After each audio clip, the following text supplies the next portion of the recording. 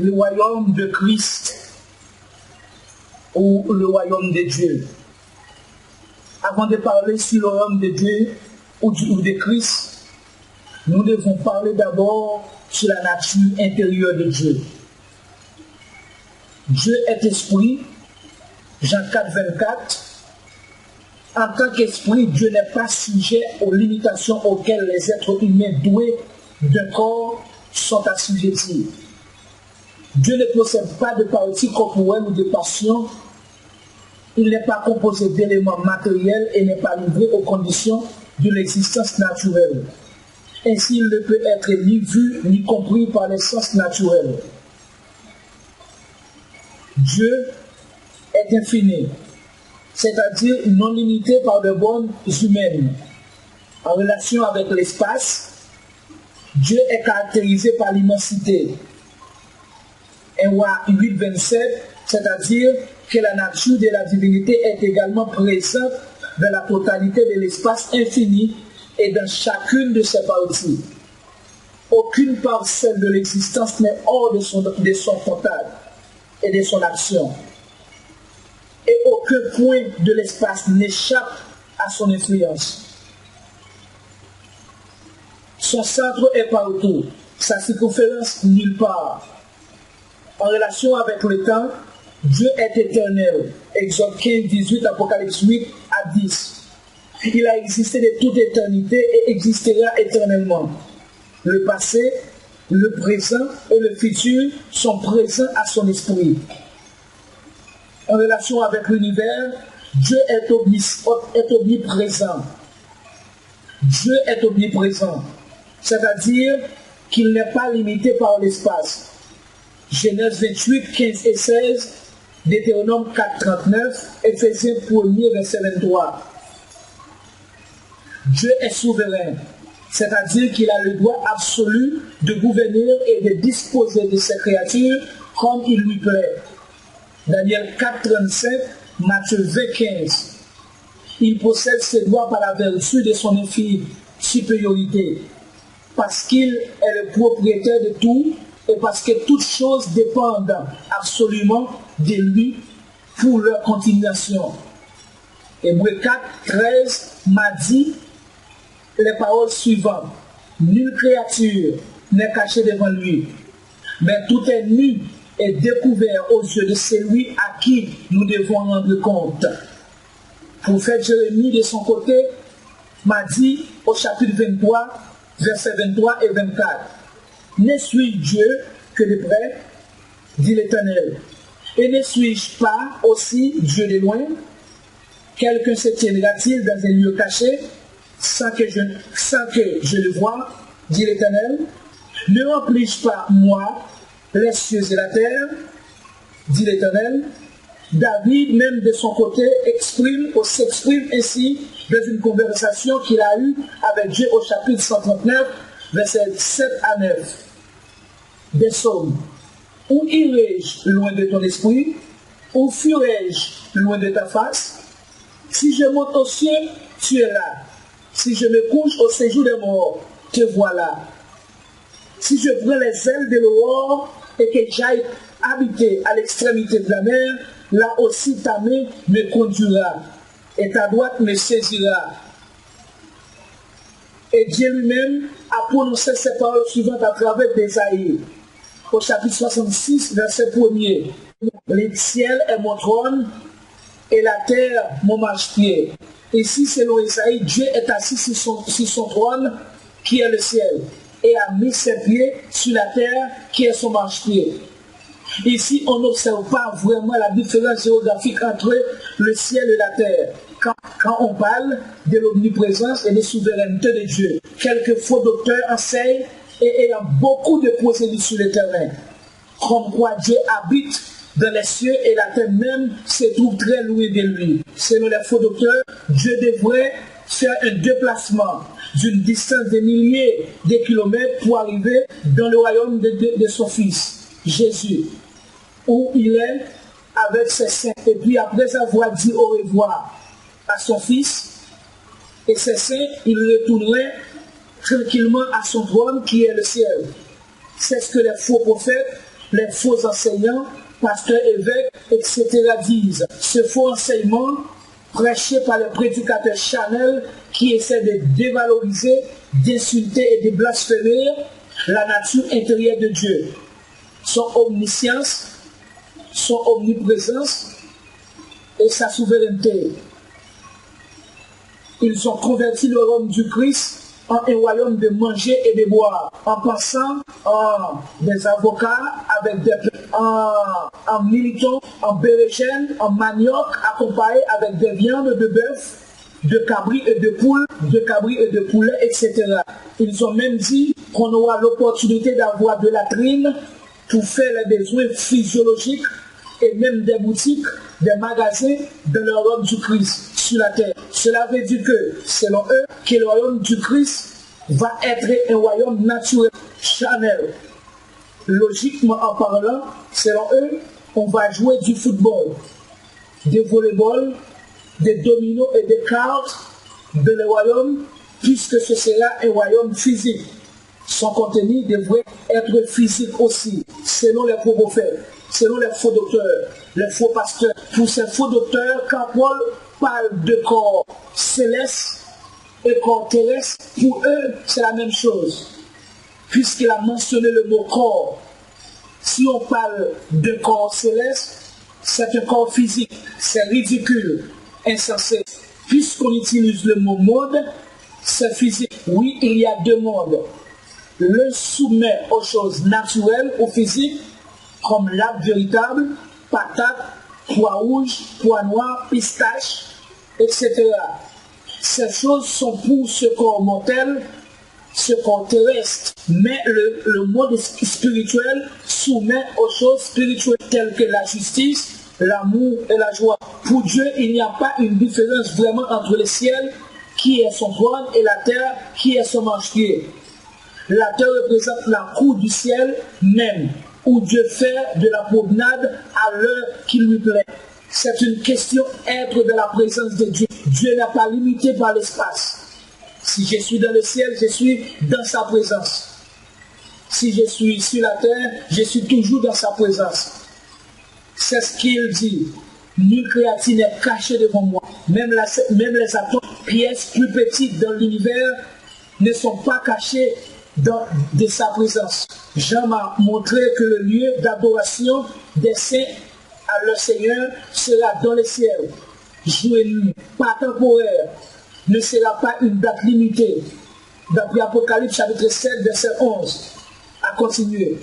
Et tous les anges se tenaient autour du trône, et des vieillards et des quatre êtres vivants, ils se prosternèrent sur leur face devant le trône.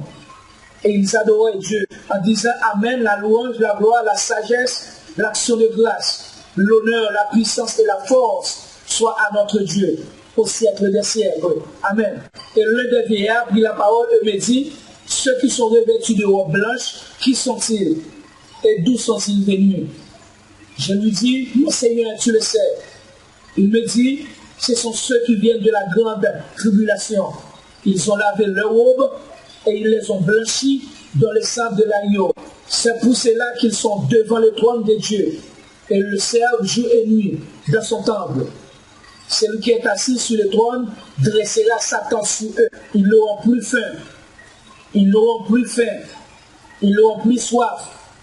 Et le soleil ne les frappera point, ni aucune chaleur. De l'autre côté, Jean m'a dit qu'il a vu un nouveau ciel et une nouvelle terre. Lisons ensemble au chapitre 21 de l'Apocalypse, du verset 1er à continuer. Puis je vis un nouveau ciel et une nouvelle terre, car le premier ciel et la première terre avaient disparu, et la mer n'était plus. Et je vis descendre du ciel d'auprès de Dieu, la ville sainte, la nouvelle Jérusalem, préparée comme une épouse qui s'est parée pour son époux. J'ai entendu du trône une forte voix qui disait, voici le tabernacle de Dieu avec les hommes. Il habitera avec eux, et ils seront son père, et Dieu lui-même sera avec eux. Il essuiera toute l'âme de leurs yeux, et la mort ne sera plus. Il n'y aura plus ni deuil, ni cri, ni douleur, car les premières choses ont disparu. C'est la même chose qu'il a dit au chapitre 7 de l'Apocalypse, verset 16. Ils n'auront plus faim, ils n'auront plus soif, et le soleil ne les frappera point, ni aucune chaleur devant les trônes de Dieu.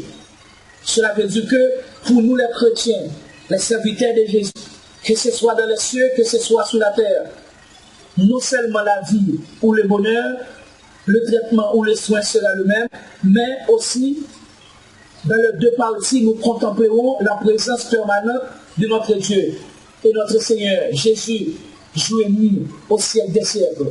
Seulement aux serviteurs de Jésus-Christ, que Jésus avait offert ce royaume. Ceux qui n'ont pas cru en lui, parce que leur nom n'avait pas été écrit dans le livre de la vie de Jésus-Christ même, et maintenant sont exclus de ce royaume au siècle des siècles. Voici l'irrévocable promesse qu'il avait faite à nous, ses disciples, ses élus, laquelle se trouve dans le chapitre 14 de Jean au verset 3. Et lorsque je m'en serai allé et que je vous aurai préparé une place, je reviendrai et je vous prendrai avec moi, afin que là où je suis, vous y soyez aussi. Notre Seigneur nous a déclaré ouvertement, sans rien nous cacher, où il est, nous y soyons aussi. Nous ne serons pas séparés de notre berger. Notre Seigneur et notre Dieu, il sera toujours avec nous dans son royaume pour lui servir, l'adorer, face contre jour et nuit. Avec son sang, il nous a fait des citoyens du ciel, non de la terre. C'est ce qu'il a dit à ses disciples au chapitre 10 de Luc, dans le verset 20. Cependant, ne vous réjouissez pas de ce que les esprits vous ont soumis, mais réjouissez-vous de ce que vos noms sont écrits dans les cieux. Le livre de vie est dans les cieux. Les archives nationales de Dieu sont dans les cieux. Apocalypse 13, verset 8 m'a dit clairement les paroles suivantes, que tous les habitants de la terre l'adoreront, ceux dont le nom n'a pas été écrit dans la fondation du monde, dans le livre de vie de l'agneau, qui a été immolé. Hébreux 12, verset 23 s'exprime comme ça. Mais vous vous êtes approchés de la montagne de Sion, de la cité du Dieu vivant, la Jérusalem céleste, des myriades qui forment le cœur des anges, de l'assemblée des premiers-nés, inscrits dans les cieux, du juge qui est le Dieu de tous, des esprits des justes parvenus à la perfection, de Jésus qui est le médiateur de la nouvelle alliance, et du sang de l'aspersion qui parle mieux que celui d'Abel. Il y a beaucoup de faux prédicateurs, faux pasteurs, faux docteurs, des antichrists qui sont glissés parmi nous, dont la condamnation est écrite depuis la fondation du monde. Des impies qui changent la gloire de notre Dieu en dissolution et qui auraient mis notre seul maître et Seigneur Jésus-Christ. Ce sont ceux qui disent il n'y a pas assez de place pour nous dans les cieux. C'est sur la terre que nous allons faire, où nous allons habiter physiquement en parlant, afin de manger des pois rouges, des cannes à sucre, des poireaux, des avocats avec du pain, des viandes de bœuf, etc. Ils disent que le corps incorruptible se soumettra aux aliments naturels et à des activités sexuelles aussi. Car Dieu donnera à ses élus des femmes pour continuer la procréation. Ces faux docteurs ont même dit que Jésus est une créature de Dieu, comme les autres créatures. Ils justifient ces mauvais enseignements dans le chapitre 8 des Proverbes, où Salomon décrit naturellement la sagesse comme première œuvre morale de Dieu. Tandis que ces faux prédicateurs disent que c'est de Jésus que Salomon parle. Salomon dit que la sagesse de sa part, lorsque Dieu disposa les cieux, lorsque Dieu donna une limite à la mer, j'étais là. Cependant, Christ de son côté a dit, avant Abraham fut, je suis. Il n'a pas dit j'étais, mais je suis. Il ne se décrit pas au passé et au futur, mais au présent de toute éternité. Jean 8, 50. Quand Paul de son côté a dit au chapitre 1er des Colossiens que Jésus est le premier d'entre les morts, il parle de Jésus en tant qu'homme, parfait, sans péché, de la création spirituelle qu'il a portée au monde. Il est le premier homme ressuscité de cette création. Cependant, Adam était le premier créé ou formé de la création naturelle ou physique. Selon Apocalypse 13, verset 8, quand on parle de la fondation du monde, maintenant on parle du jour où Christ a été immolé. Ce jour marque le commencement du monde spirituel, dont Jésus, le super-homme, homme parfait, est le premier-né ou ressuscité de cette création spirituelle. Sur le point divin, Christ lui-même se déclare être le Père. Il dit encore, le Père et lui sont un. Cela veut dire en sainteté, il n'y a pas de différence entre les deux. Le Saint-Esprit a dit que celui qui n'a pas le Fils n'a pas aussi le Saint-Esprit a dit au chapitre 1er de l'Épître aux Hébreux que Jésus est l'empreinte même de la personne de Jéhovah. Cela veut dire l'empreinte d'une personne n'est pas séparée d'elle. Lisons chapitre 1, verset. Et qui, étant le reflet de sa gloire et l'empreinte de sa peur, et soutenant toutes choses par sa parole puissante, a fait la purification des péchés et s'est assis à la droite de la majesté divine dans les lieux très hauts. Le Saint-Esprit m'a dit au chapitre 5 de Jean, dans le verset 21, que Jésus, c'est lui qui donne la vie éternelle à qui il... C'est lui-même qui a dit, ceux qui ne croient pas en moi, c'est parce qu'ils ne sont pas de mes brebis. Jean 10, verset 26. Il n'a pas dit ici les brebis de mon Père, mais mes brebis. C'est à lui que le Père a remis tout jugement. Jean 5, verset 20. Cela veut dire que c'est lui que Jean a vu dans sa vision dans le chapitre 19 de l'Apocalypse, venant sur un cheval blanc. C'est lui qui s'appelle fidèle et véritable. C'est lui qui viendra juger et combattre avec justice. C'est lui qui a ses yeux comme une flamme de feu. C'est lui qui viendra détruire humainement en parlant tous les humains impies, les faux docteurs, les faux pasteurs, les faux évêques, faux frères qui ont été rejetés par lui depuis la fondation du monde. Et c'est pour cela qu'il n'avait pas cru en lui. C'est lui que Jean a vu venant sur les nuées pour tuer et juger les impies, les faux docteurs, les blasphémateurs de la souveraineté de Dieu et la divinité de Jésus, qui étaient destinés pour être tués et jugés de cette manière. Pour finir, mes frères et sœurs, dans le Seigneur Jésus, ne les écoutez pas parce qu'ils parlent d'une manière injurieuse de ce qu'ils ignorent et ils se corrompent dans ce qu'ils savent naturellement comme des bruits. Je répète, pour finir mes frères et sœurs dans le Seigneur Jésus, ne les écoutez pas parce qu'ils parlent d'une manière injurieuse de ce qu'ils ignorent et ils se corrompent dans ce qu'ils savent naturellement comme les malheurs à eux, car ils ont suivi la voie de Caïn. Ils se sont jetés pour un salaire dans le garement de Balaam. Ils se sont perdus par la révolte de... Ce sont des écueils dans vos accables, faisant impudemment bonne chair, se repaissant eux-mêmes. Ce sont des lieux sans eau, poussés par le vent. Des arbres d'automne s'enfuient, 2 fois morts, déracinés, des vagues furieuses de la mer, rejetant le cumul de leurs impuretés, des astres errants auxquels l'obscurité des ténèbres est réservée pour l'éternité. Mais vous, bien-aimés, souvenez-vous des choses annoncées d'avance par les apôtres de notre Seigneur Jésus-Christ. Il vous disait qu'au dernier temps, il y aurait des moqueurs marchant selon leur convoitise impie. Ce sont ceux qui provoquent des divisions, hommes sensuels, n'ayant pas l'esprit. Pour vous bien-aimés, vous édifiant vous-même si votre sainte foi est brillant par le Saint-Esprit. Mettez-vous dans l'amour de Dieu en attendant la miséricorde de notre Seigneur Jésus-Christ pour la vie éternelle. Or, à celui qui peut vous préserver de toute chute et vous faire paraître